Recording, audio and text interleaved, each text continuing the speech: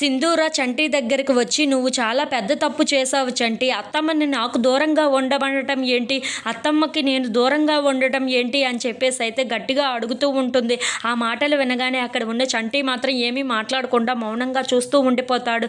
ఇంతలో అక్కడ ఉన్న సింధూర మాత్రం, చంచలమ్మ మనుషులు అంటే వాళ్ళకి ఎంత పెద్ద పేరు ఉంటుందో నీకు ముందే తెలుసు కదా చంటి. అలాంటిది ఇలా ఇప్పుడు మాట్లాడడం ఏంటి చంటి, నువ్వు ఇలా మాట్లాడడం నాకు అస్సలు నచ్చలేదు చంటి అని చెప్పేసి అయితే చాలా కోపంగా మాట్లాడుతూ ఉంటుంది. ఆ మాటలు వినగానే అక్కడ ఉన్న చంటి మాత్రం, నాకు అవన్నీ తెలియదు అమ్మాయి గారు, మీరు బాగుండటమే నాకు కావాలి, మీరు బాగుంటే నేను బాగున్నట్లుగానే, మీరు సంతోషంగా ఉంటే నాకు అదే చాలు అమ్మాయి గారు అని చెప్పేసి అయితే అంటూ ఉంటాడు.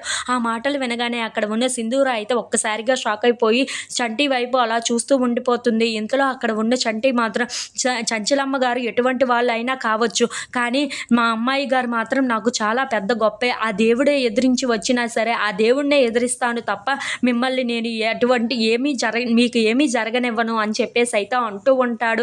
ఆ మాటలు వినగానే అక్కడ ఉన్న సింధూర అయితే ఒక్కసారిగా షాక్ అయిపోయి చంటి వైపు అలా చూస్తూ ఉండిపోతుంది. నేను ఆ దేవుడినైనా ఎదిరించడానికి రెడీగా ఉన్నాను, మీకు ఏది జరిగినా సరే, అందుకే మిమ్మల్ని నేను ఇక మీదటి నుండి కంటికి రెప్పలా కాపాడుకోవాలనుకుంటున్నాను, మీరు కూడా ఆ చంచలమ్మ గారికి దూరంగా ఉంటే చాలా మంచిది అని చెప్పేసి అయితే అంటూ ఉంటాడు.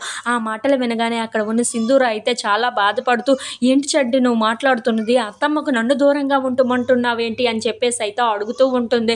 ఇంతలో అక్కడ ఉన్న చంటి మాత్రం, అవునమ్మాయి గారు, మీకు ఏదైనా అయితే నేను తట్టుకోలేను, మిమ్మల్ని జాగ్రత్తగా చూసుకోవడం నా బాధ్యత, అందుకే ఇలా మాట్లాడుతున్నాను, మీరు కఠినంగా అనుకుంటారో ప్రేమగా చెప్తున్నాను అనుకుంటారో నాకు తెలియదు, కానీ మీరు చంచలమ్మ గారికి మాత్రం చాలా దూరంగా ఉండాలి అని చెప్పేసి అయితే అక్కడ నుండి వెళ్ళిపోతూ ఉంటాడు. అది చూడగానే అక్కడ ఉన్న సింధూర చాలా బాధపడుతూ, చంటి నేను చెప్పేది విను అని చెప్పేసి అయితే చంటి వెనకతలు వెళ్తూ